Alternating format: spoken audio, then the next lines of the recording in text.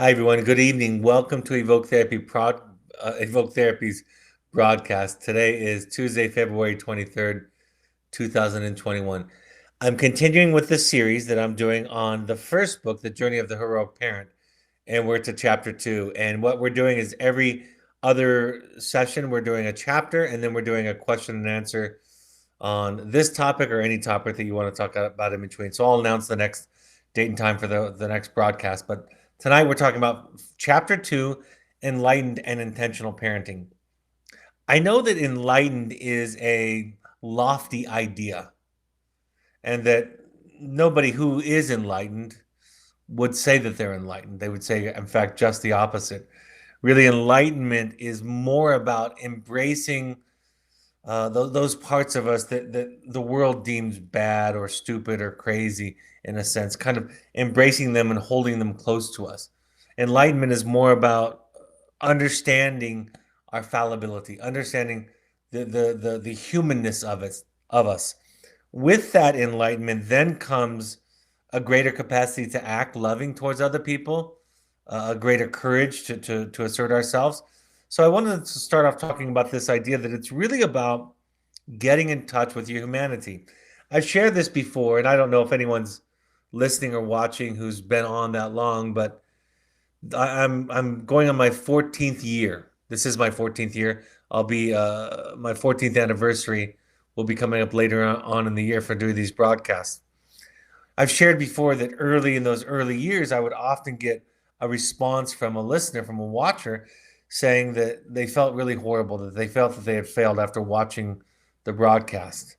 I didn't know what I was doing to suggest that. And in fact, I ended up inserting a slide in every broadcast for at least a couple of years that said, this is not a cause and effect relationship, to try to take away that kind of guilty voice that often comes when we learn something new about ourselves, learn something new that we could do, or come and get in touch with something in the past where we were making a mistake.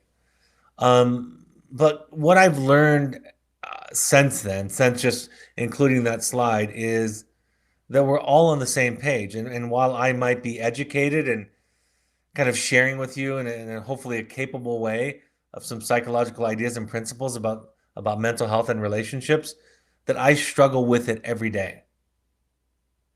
And that your therapist, luckily, doesn't have to be completely evolved and doesn't have to have arrived to be able to share with you some wisdom along the journey. So this is really about, in fact, this chapter ends with, and I'll begin with this now. It ends with this sentiment of we're all flawed. We're all imperfect. And the heroic journey, another word that I use that people took issue with because it sounds too lofty for their goals, that the heroic journey is really a journey inward to discover ourselves, which includes those parts of us that we have been taught were unacceptable, unlovable, unworthy, and so forth. So today we're going to talk about our humanness and about shifting from external control, outcome focused parenting to where is it coming from internally? What's my intention? This quote you might recognize, written by Leo Tolstoy. He said, it's at the beginning of Anna Karenina. He says, happy families are all alike. Every unhappy family is unhappy in its own way.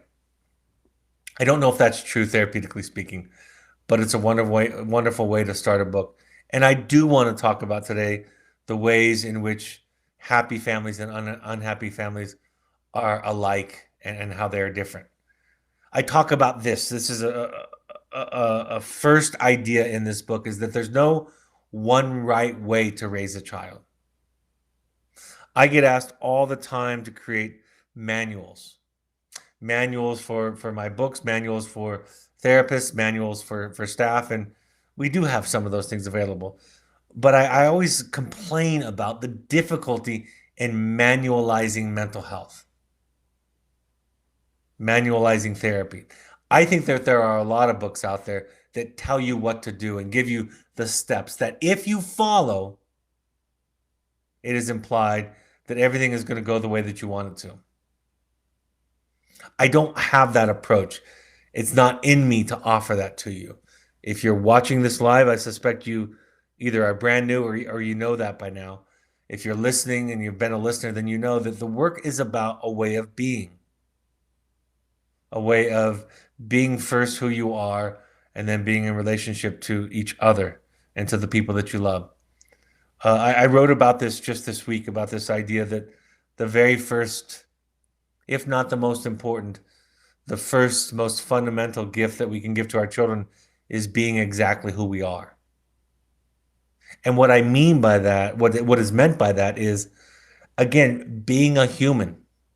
I know that sounds so trite that you probably can skip over it without thinking about it, but I think about the phrase all the time, and I'm talking about this a lot with you all, and also with our therapists and our staff at Evoke, which is we are trying to teach people how to be a human, a whole human, flawed, imperfect, beautiful, smart, stupid, funny, boring, angry, sad, happy, all that comes with being human. And because most people think that the goal is to be good, or just those good parts of us, and that previous generations, in most cases, our parents, our teachers, our peers, suggested to us, either overtly or covertly, the idea that the goal was to be good, that we really miss what is the essence of life, which is to be a human. And what that looks like in practice is, it looks like me being able to say I'm sorry to my children, them being allowed to be angry with me setting limits because uh, I've reached the end of my capacity. I speak to you so much about containing and holding space. I complain that in the self-help literature of the day of today, that so much of the press, the ink, is spent on showing up and telling your truth, being vulnerable by telling the truth about yourself. That is absolutely a part of intimacy and connection. But the aspect of connection that gets so little ink, so little press, so little attention, and I think is dramatically understood, is what it's like to listen to somebody, what it's like to hear them. And so the task really is both, isn't it? It's to be who you are, to try to show up in relationships and tell who you are, but it's also to hold space. So being a human means that the people in your life get to be themselves also, which includes being mad, frustrated, disappointed, and other feelings related to you. I don't think it's in the book. I haven't looked lately, but I've shared that when you write a book and you edit it, which is a lot of the writing process, that there are stories and examples that you take out that you can't remember if you left in or not, because you end up reading the book. I probably read The Journey of the Heroic Parent at least 50 times. And so you might know that process where you lose track of what's in there. But originally there was a story. At one point, I should say, there was a story.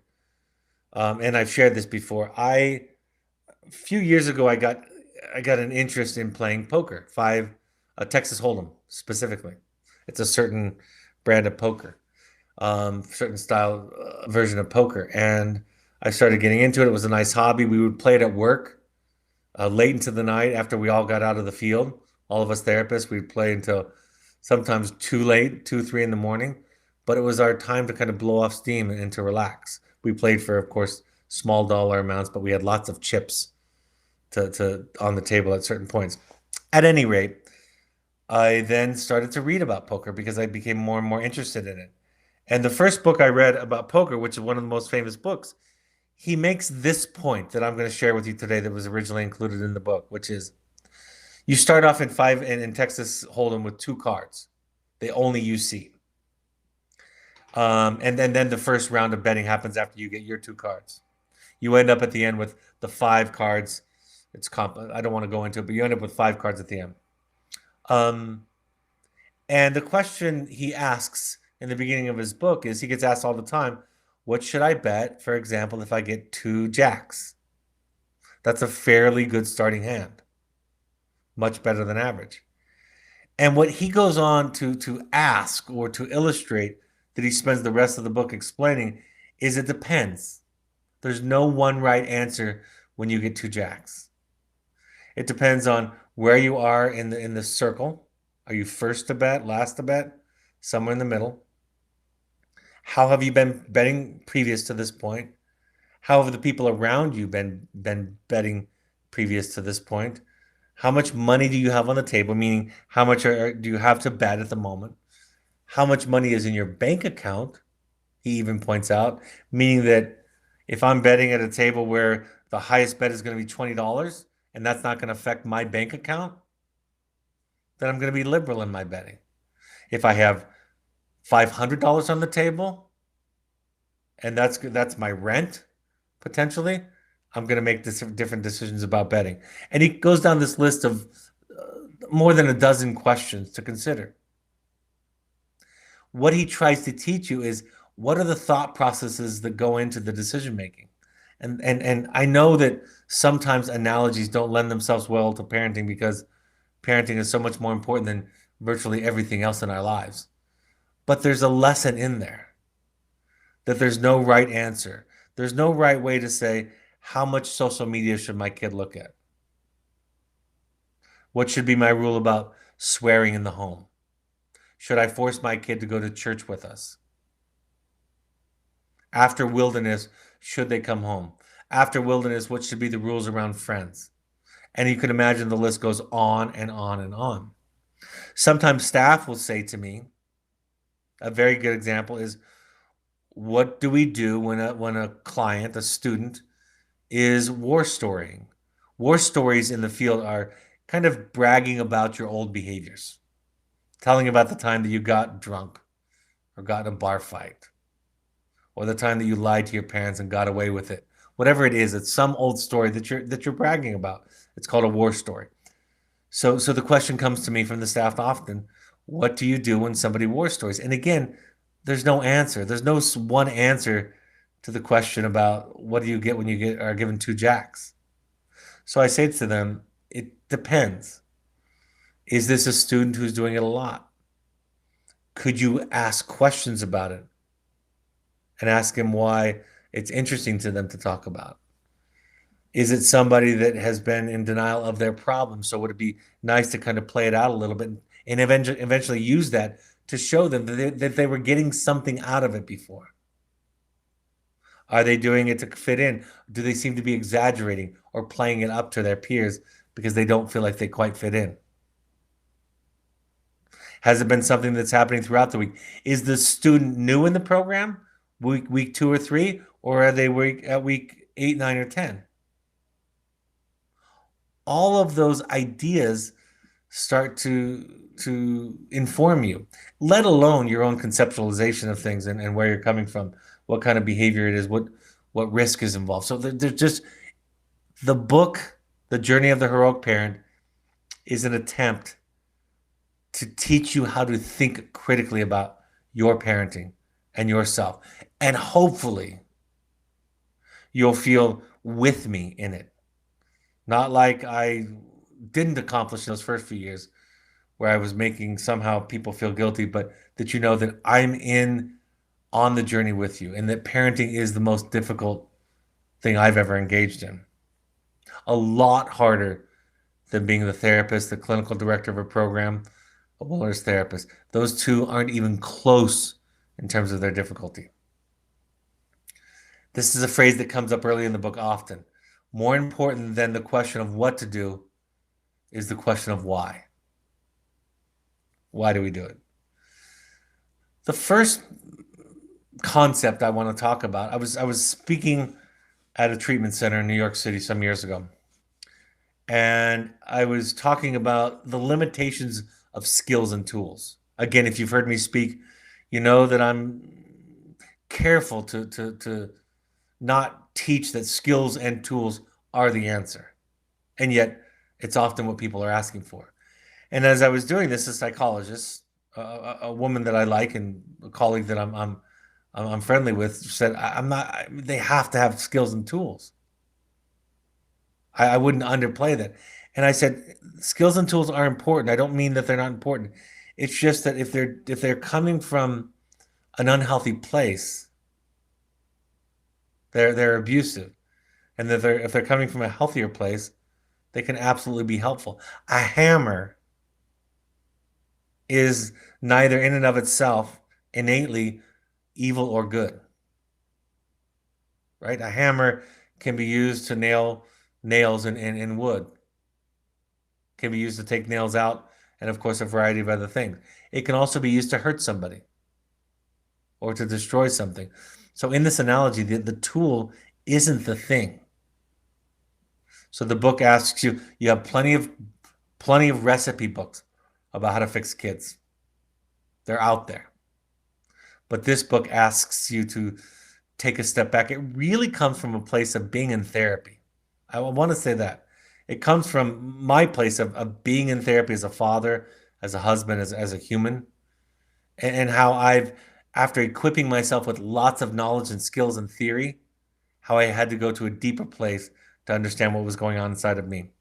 I also said to this colleague, friend of mine, I said the problem with tools, that if we're not in tune with what's going on with us, that our unconscious speaks to their unconscious. That if we come from a place of disdain or judgment, that will come across. And what's so insidious about that is it will be interpreted by their unconscious. So they won't have an awareness of it. They'll just not feel good, not feel safe around you. So unconscious or subconscious, slightly beneath the surface, those issues get communicated one way or the other. This is the premise about why is so important. If it comes from a place of love and courage, authenticity, and non-judgment, it is hard to get it wrong. If it comes from a place of fear, shame, guilt, anger, with an attempt to control, it's almost impossible to get it right. So we start to differentiate between two sensibilities without going too far astray. And I've already done a webinar and a podcast on this. Star Wars, George Lucas's stories are an attempt to distinguish between those two sensibilities, between control, fear, shame, guilt, all of those things kind of tied into one bundle. And on the other side is authenticity, compassion, non-judgment, love. But with that side comes pain and sadness, an acceptance of one's ultimate powerlessness over others. I was watching a series, some of you might have seen it, doesn't matter what the series was, but these two characters at the very beginning of the series were having an argument about Darth Vader. It was set at the time that the first Star Wars movie came out. And the one character was saying they were into comic books, they were young men. And the one character was saying to the other, Darth Vader didn't wake up in the morning trying to ruin the world. Darth Vader thought he was the solution. Darth Vader had suffered dramatic trauma as a child with his mother, and she'd eventually died. And then just before turning into Darth Vader, his wife died. So it was a reenactment of the earlier primal trauma for Anakin Skywalker, who became Darth Vader. And Darth Vader at that time then decided, I'm not going to hurt anymore. Darth Vader is a trauma response that Anakin played out to protect him from pain. Instead of grieving so deeply as it would have been, obviously, the loss of his wife, his love of his life, he decided to turn it into control, to use power and control to prevent pain and suffering for him and for others. And then I ask the question often when I'm illustrating, what did Yoda do when he felt a loss? And the answer is, he just felt it. He cried. He grieved. He suffered. I think the role of parent coaching and therapy for me is this invitation inward. I hope these podcasts, broadcasts, webinars, I hope they can be a glimpse of that. I'm not saying that they're a perfect replacement because in therapy it's a dialogue, but I hope that they are at least an invitation to a new way of thinking. And if you combine them or other great author self-help books with the work that you're doing, it can all blend together. But I think the role of therapy is to ask you to look inward. I remember with my son when just before he got sober, I remember my therapist said to me, I was trying to decide what to do. And she said, "What's your goal?" And I said, "I want to be a resource to him. I want to be a support to him in his life." And she simply said, "Then keep that in mind as you're making a decision." And so I did some counterintuitive things. I stopped becoming the hammer to his nail. I stopped trying to control his behavior, especially in the immediate. And he started talking and opening up, and we got closer. And in the middle of this relatively short period of time, just a couple of months, he got sober and has been for 12 years now. I'm not saying I caused it, but the context was different. And it created an opportunity to have a different kind of relationship, which to this day we have those qualities in our relationship. So parent coaching, parent therapy for me is going inwards and understand. Another simple example of this, I remember I was in New York City again teaching a group. It was a large enough group, parent group at this time that we had to do rows of parents. And so this one newer parent asked the question. She said, "Is it appropriate to tell my son how much the program costs?" I'd been teaching this. And as I paused momentarily, um, I said, "Well," and then before I could speak, um, somebody said, "Why?" And the person who had asked the question paused for a moment, let it cycle through her thought process, and said, "Never mind, I know the answer." I really think that kind of critical look at yourself is the heroic journey. And to do it consistently, we have to battle through and eventually make some progress in terms of guilt and shame. Some folks ask me about right and wrong when I start to talk about intent and not controlling for outcomes. I talk about it a little bit in this chapter, and we'll talk about it more in a couple of chapters to come. But as therapists, we really focus on feelings.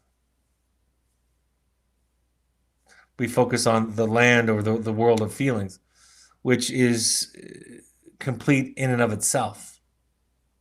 And that the way you teach somebody morality is you teach them how to feel. See, deeply feeling people who can self-regulate. That self-regulation means they're not activated, traumatized, reactive, which is a quality of somebody who can feel. That's what I'm describing. I'm not talking about a trauma response or a sensitivity that causes somebody to react. I'm talking about somebody who's good at feelings and living in their feelings. Somebody who's good at feeling.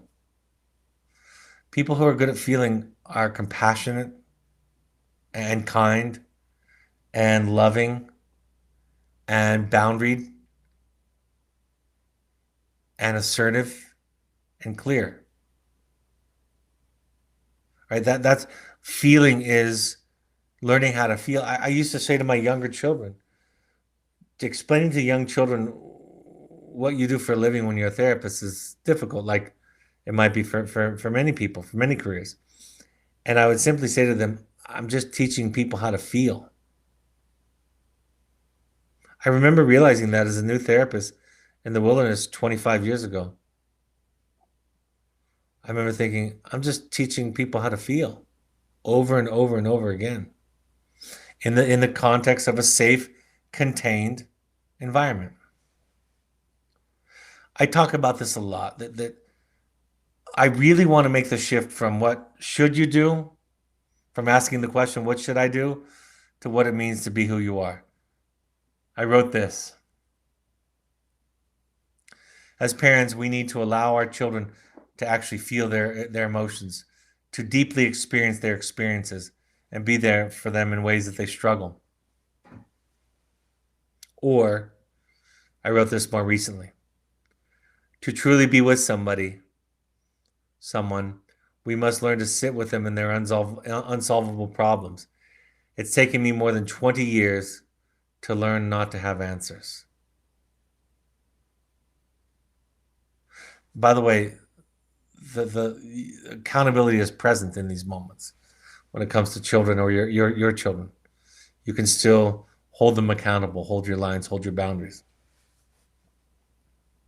I love what Thich Nhat Hanh, the Buddhist teacher, teaches. He says the most precious gift we can offer each other is our presence. When mindfulness embraces those we love, they will bloom like flowers. Most of our symptoms, most of our substance use, cutting, fill in the blank, is an attempt to not be present in our own lives. And so if we're not present in our own lives, we'll be limited in our ability to be present with our children. But for parents to be present in a child's suffering is extra great, because not only do we have to endure what I call empathic misery when we watch somebody that we're programmed to help go through something painful or difficult, not only do we have to endure our empathic misery, but something about the child's cry speaks to our parent brain and tells us that we are failing. I say this, in fact, I remember saying this to one of you as I see your name on here. What is the sound of a crying baby on an airplane? There's one sound that's worse than that. And that's the sound of your own baby crying on an airplane. There's no worse sound. I can listen and watch your children suffer and cry and grieve and feel. It's not effortless. It's still difficult to watch them struggle and experience uncomfortable, unpleasant, painful feeling. But I can do it with my children. It is a labor. It is a labor. My brain is wired to protect them, and so I can easily subvert their process that they need to go through. This was the very first story that I wanted to write in the book from the first time. When I thought about writing a book, this is the story that came to mind for me. So I'll read it to you. For those of you listening, it'll just sound like I'm speaking, of course. When I signed up to be a therapist, I thought it was my job to make people happy. I was good at listening, offering insight, and presenting my unique perspective to family and friends. I was good at solving problems. I thought these skills served me in being a healer. Not only was the notion that I was going to fix what others couldn't fix and themselves self-centered and arrogant, it was diametrically off course. Like many of us who enlist in the business of helping people, I was ready to solve the world's problems and rescue people from their pain with my unique gifts. Then I went to school, life happened, and I went to my own therapy. I realized that it was not my job to make people happy, but to help people feel sad. My intent is not to inflict injury or cause pain, but to help people feel. It's my job to help others learn how to feel their pain and sadness in order to rid themselves of paralysis and moving forward. Ironically, I realized that much of the wisdom I had to offer people was forged from the pain I felt in growing up. It was not my job to take away a person's chance to learn and find the meaning in their suffering. Viktor Frankl wrote in his harrowing memoir of Auschwitz that trying to find happiness was the sure path to meaninglessness and unhappiness. Let me read that again.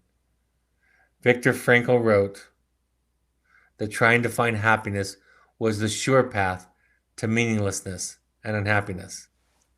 Rather, it is our task to give our suffering meaning and learn from it. This process ascribes value to it, or as Thich Nhat Hanh explains, many people aspire to go to a place where pain and suffering do not exist, a place where there is only happiness. This is a rather dangerous idea, for compassion is not possible without pain and suffering. It is only when we enter into contact with suffering that understanding and compassion can be born. Without suffering, we do not have the opportunity to cultivate compassion and understanding, and without understanding, there can be no true love. I, Brad Reedy, can understand people's impulses because I have it also, to try to reduce the suffering of those around us. But instead, what I've learned as a psychotherapist is it's my job to provide them comfort and presence as they suffer, to validate, to see them, to practice enough self-care so that I can be with people in their unsolvable problems, as I like to call it. That is my aspiration as a father, as a friend. It is why I find so many social situations so unpleasant, is because it is such a rare idea. Most people in social situations will try to paint a brighter picture, tell you to look on the bright side, give you the solution. In other words, not let you be who you are. And they think they're doing you a favor, or at least standing on right ground. Now, I want to be clear. Clients I work with solve problems. Clients I work with reduce symptomology. Clients I work with heal wounds. Clients I work with move through pain and difficulty and confusion. But this is how you do it. You provide a safe place for them to do it. Something else that's interesting in this idea that this first and maybe best gift that we have to give our children, which is who we are, to be who we are. What I mean by that is if you're a human and you have limited capacity, your child has to learn how to deal with living with an other person.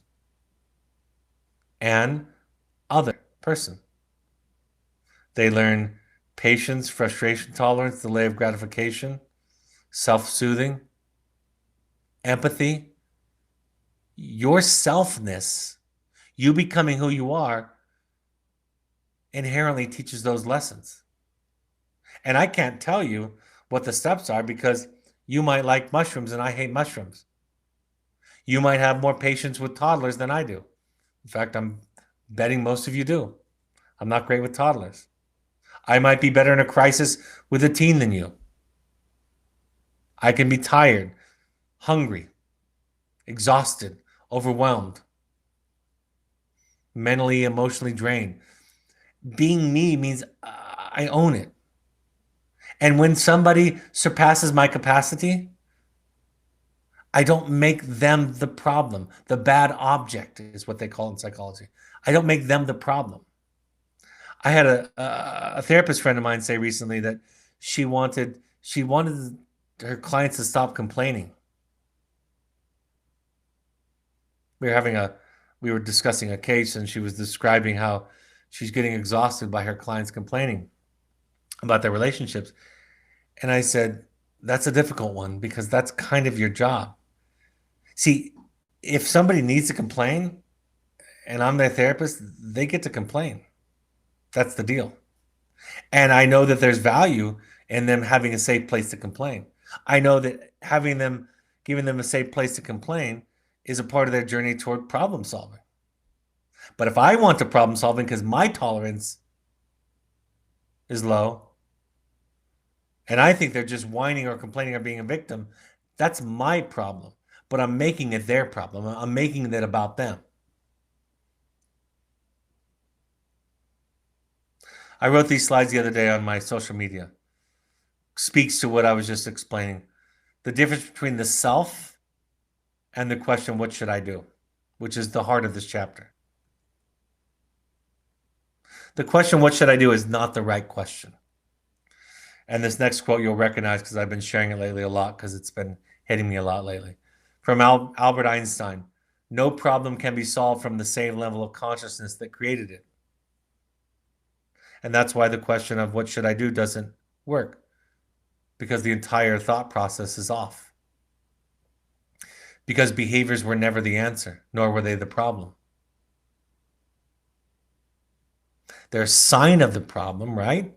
They're a symptom of the problem, but they're not the problem.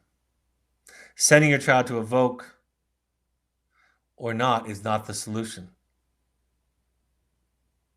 When I sent my son to a wilderness program a couple of years ago, another one of my children, we did a customized 30-day trip.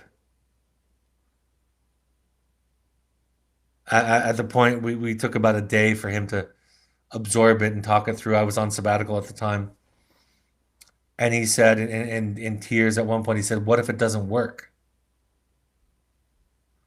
And I said to him, "I don't understand the question.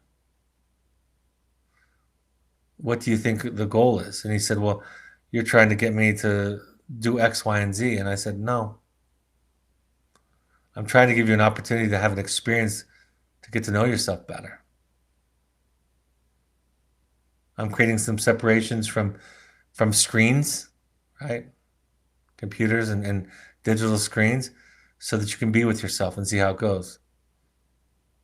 I'm exposing you to other cultures." He went to the Dominican Republic, giving you an opportunity to meet some challenges. He did a really difficult hike. He actually got advanced scuba certified because he had a lot of fear about scuba diving, and he chose that as his challenge. And then I said, if you come back and you still have the same struggles, we'll deal with that then. But this is really about an opportunity or intent to expose you to something different, and that can't fail if that's my goal. If my goal is to give you some exposure to something different, if you're exposed to something different, I've succeeded. How you'll respond to it, what you'll take away from that, we can talk about that later and see where we're at.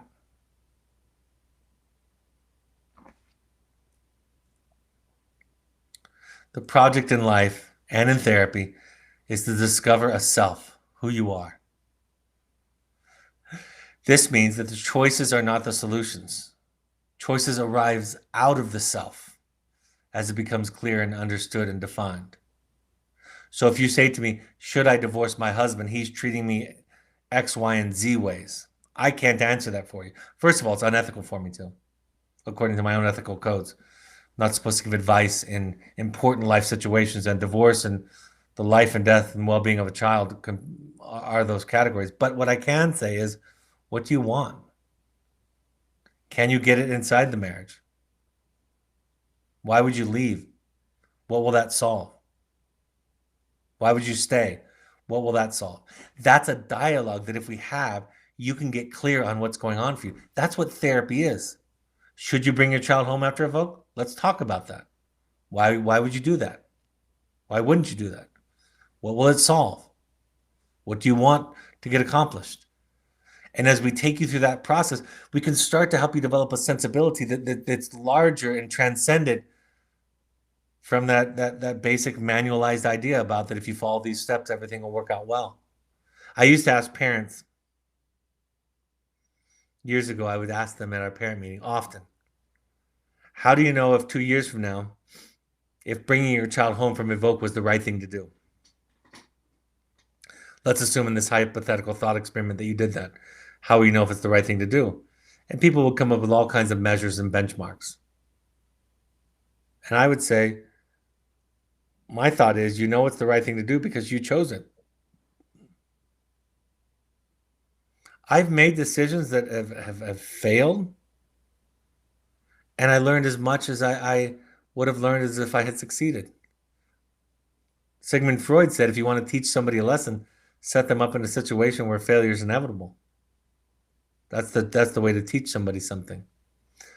Somebody told me that at the Harvard Business School that they learned from a visiting professor, another Ivy League, that the most successful businesses try and fail, go through many iterations of launching and failure, versus those people who try to get everything right and have the launch be perfect.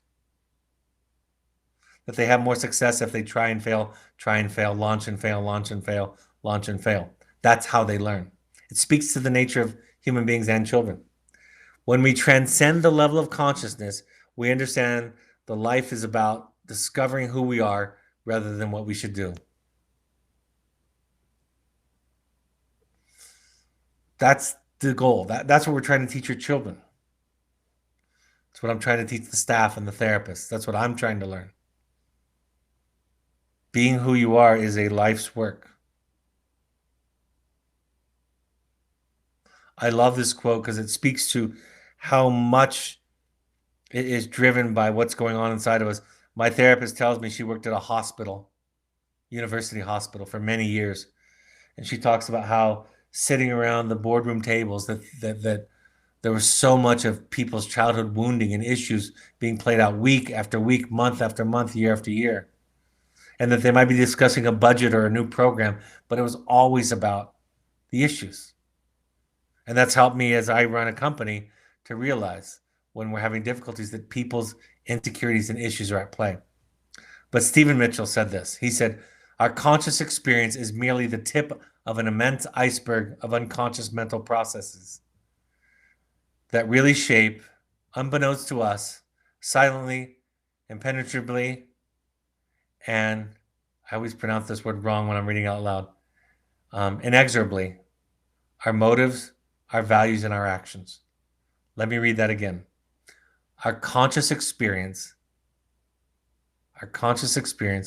is merely the tip of an immense iceberg of unconscious mental processes that really shape, unbeknownst to us, silently, impenetrably, and inexorably, our motives, our values, and our actions. Therapy is about bringing the unconscious conscious. I used to say to my therapist in the early years, you're reaching inside of somebody's heart, you're pulling out the truest parts of them, and you're showing it to them. And I learned later on, didn't learn this early on, that's got to be a process that we do together because I can't confront you with the truth that you're not ready to hear, to see, if it's too much. So what are the take-home principles from chapter 1? Chapter 1 is really just an invitation to the process that's going to be occurring in the book, this idea of enlightenment and intentional parenting. Start a practice of looking deeply into yourself, your feelings, and what drives your choices. Whatever your practice is, Al-Anon, CODA, Codependence Anonymous, Adult Children of Alcoholics, AA, therapy, support groups, NAMI, whatever it is, close friend groups. Start a practice, develop a practice where you are deeply looking into yourself routinely, discovering your feelings and what drives your choices. And therapy is really like a mindfulness practice. Try to be present in your own suffering and try to be present with other people and theirs. And resist the urge. Some of you might have heard the word countertransference before. You might not know what it means, but let me tell you a secret about countertransference. It's really, really, really, really, really simple. Really simple. The most common experience that countertransference is how the therapist responds to emotionally to the client. Some of that comes from their own stuff. Some of that comes from the client's stuff, okay? So it's how a client feels and responds or is inclined to respond to, how a therapist is inclined to respond to I keep saying the wrong thing, how a therapist, is inclined to respond to a therapist, to a client. Therapist responding to the client. Malia, we for sure have to delete this when I do the podcast, so write down this moment in time. Countertransference is how the therapist feels about the client. Anyway, the most common mistake, I guess you could say, it's not quite the right word, but closest that I can come to right now.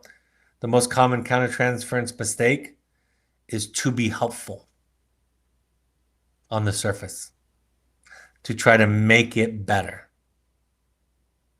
to fix it, to turn the frown upside down, even to fix or get rid of the symptom is a mistake in a certain sense. And to resist that urge that comes from partly from our own stuff, but partly from cues we're getting from the child or the client, depending upon the context.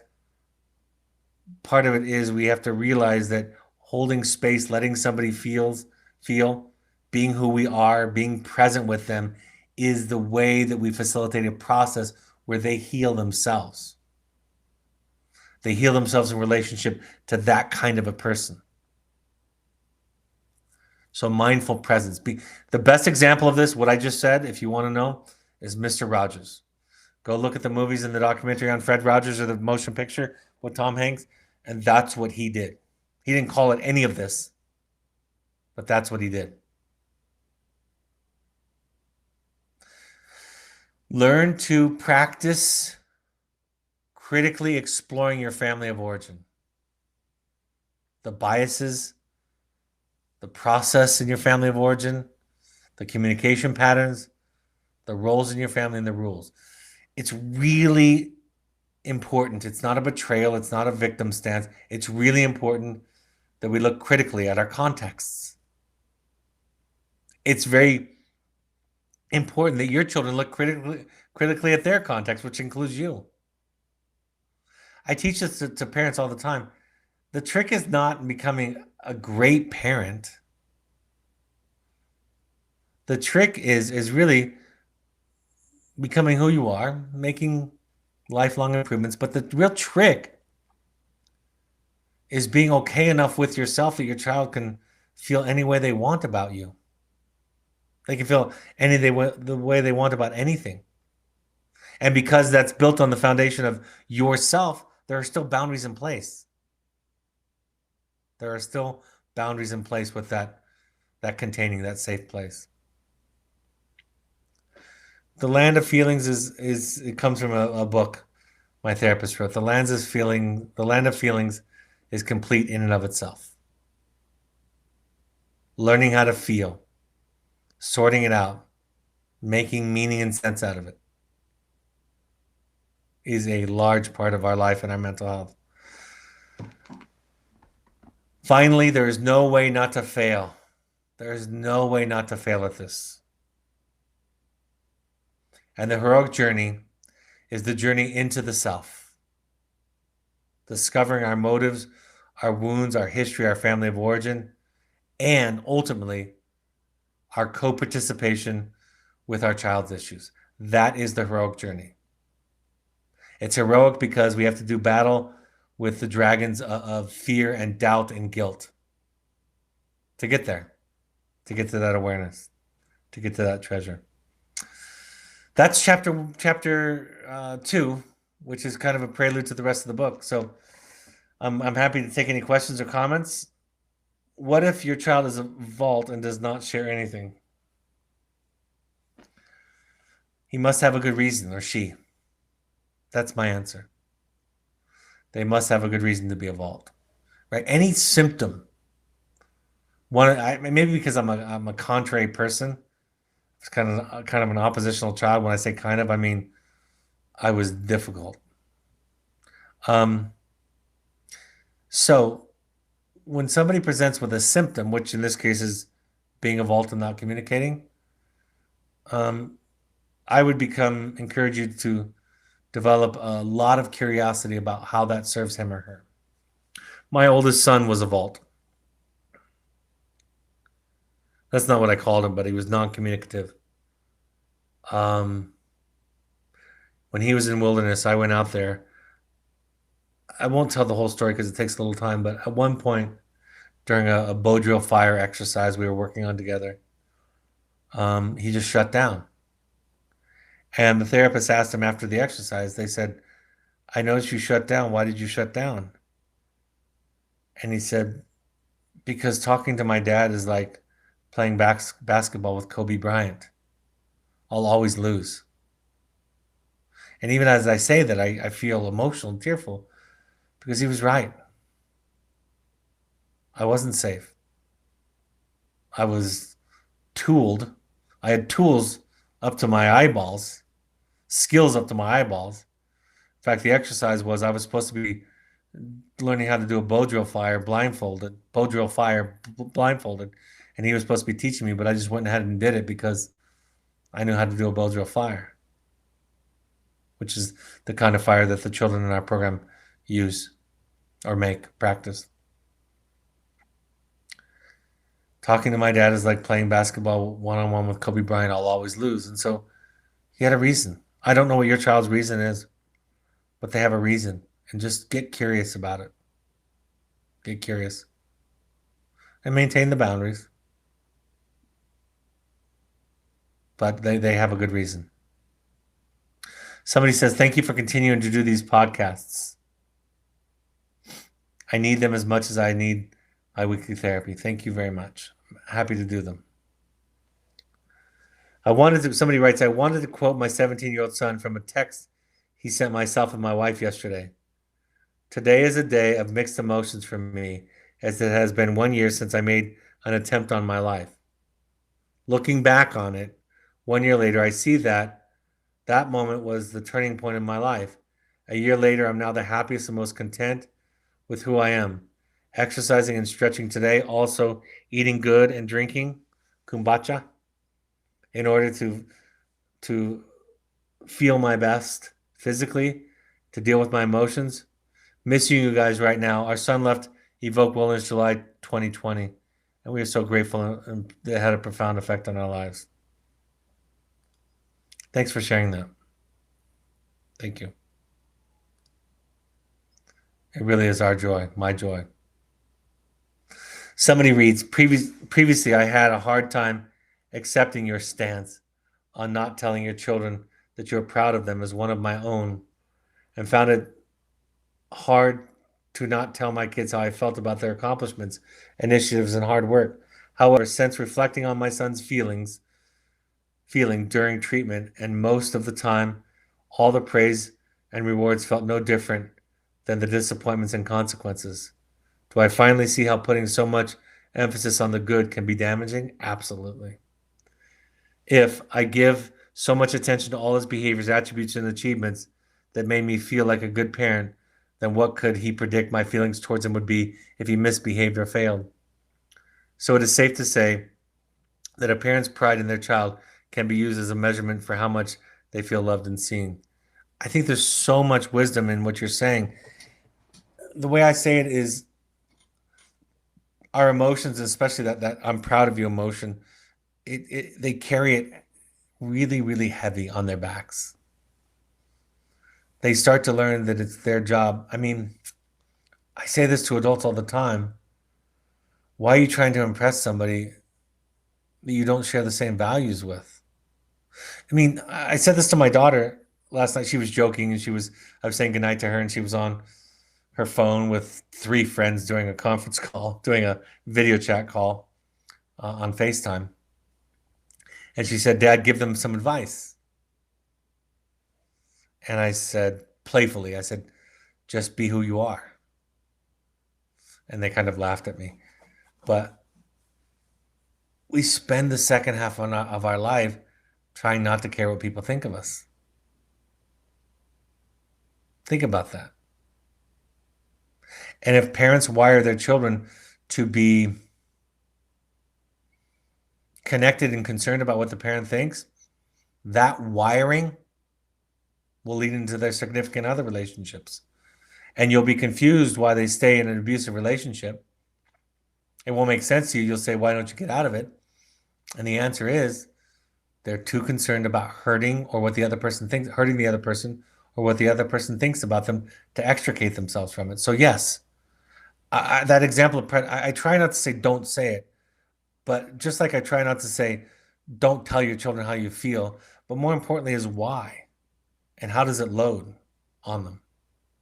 And yeah, I know it sounds crazy. I know it. I know what I'm about to say sounds crazy. I've been told it sounds crazy, and I know it does because I used to not believe it, just like I not used to not believe what I told you that you're quoting me back. But I aspire to having very little opinion about my children and what they do. I love them more than I can love any human on the planet. When they suffer and are in pain, it affects me, of course. When they struggle, I'm affected by it. But if I want my children to be bigger than me, then they've got to go farther than I've gone. I want them to know more than I know. I want them to be bigger than I am. I want them to go past the horizon to the extent that I've traveled. And so I try to maintain myself, my values, my place, but also replace judgment, positive and negative, with curiosity.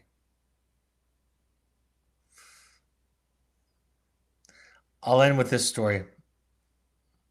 There's a famous story told many times about a gentleman who was in ancient China, I believe it was, and his prize horse got away, the horse that they used for farming. And a neighbor friend said to him, "This is horrible. Your horse has escaped, and this was you were the richest man in the village, and now you have no horse, and your crops are going to die, and this is horrible." And the man said, "Could be could be good, could be bad. Too early to tell." The next night, his horse came back, and it brought with him a bunch of wild horses, and they were all in his corral. And his neighbor said, "This is the best news in the world. You now are not just the richest man in this tiny little town, but I'm sure you're the richest man in all of the land because of all of these horses that you have." And he said, "Well, it could be good, could be bad, too early to tell." And then while his son was trying to break one of the horses, he broke his legs, and they became non-functional. His neighbor said, "This is the worst thing that's ever happened." He said, "Could be good, could be bad, too early to tell." Just after that, the army came through recruiting all the young men. His son would have been one of those had he not been crippled by the horse accident. And then the army went on, passed through the town, collected the children, and everybody in that division died. The answer is it could be good, could be bad, too early to tell. Be curious. Hold lightly your opinions. Stand firm on your ground, but hold lightly your opinions of others. And practice not knowing. In a sense, practice not knowing the answer to other people's questions, but working on yours all the time. All right, folks, wrapping up. The Journey of the Heroic Parent is available on Amazon, of course. I know people are not fans of Amazon. It's not a local bookstore. I promise you, if my book could be in a local bookstore across the country, I would take them off of Amazon. Okay? But I can't because they're not in a local bookstore. So they're on Amazon. You can also buy the audio copies, and the new book, The Audacity to Be You, is there also. And I recorded it in my own voice. If you want to do a deep dive into your own work, the next opportunity for an in-person Finding You intensive that I will be running is March 17th through 21. We also have an online one that is half the time and less than half the cost. So if you want to do that, those can come in two parts. If you want to do that and resources in terms of time or money are a factor in your decision, the online is an excellent, excellent, excellent option. I'll also be hosting a Finding You 2 in May 12th through 16th. Contact intensives@evoketherapy.com for more information. We have Pursuits trip. This particular trip is no longer available, but if you want to use an adventure trip in between programs or after a program or to kind of reconnect anywhere in the world, actually, we've done international trips, but we have a lot of great activities in the Western Utah. It could be with COVID protocols in place. It could be a very safe, wonderful reconnection. Think therapy, light, or sober fun.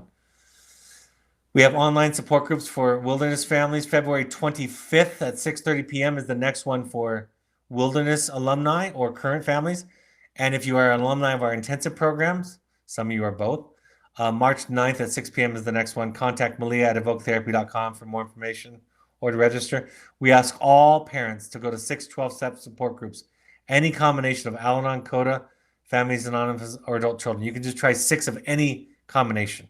You can go to all 6 of the same one.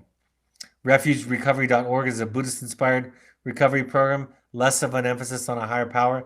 And the National Alliance on Mental Illness, or NAMI.org, is a nationally subsidized program that gives you free or affordable resources, classes in your area. All of these broadcasts are available on your favorite podcast app. Just search Finding You in Evoke Therapy Podcast. Search there. We're also on Spotify. Or you can go to soundcloud.com on your computer. You can find at Evoke Therapy on Twitter and Instagram, and at Evoke Therapy Intensives on Instagram. On Facebook, you can find us by searching Evoke Therapy Programs or Evoke Therapy Intensives. And of course, our Evoke blog has new content each week. I will not be doing the webinar tomorrow night as I originally had scheduled. I have an intensive that I'm running, so I can't do it tomorrow night. But I will be back on Monday, March 1st, 2021, actually. That says 2020. That was an accident today. I'll be back Monday, March 1st at 6:30 p.m. This coming Monday. It'll be a question and answer for parents, siblings, family, and friends. Again, thank you for your participation for and on behalf of your child. Thank you for being willing to do your work.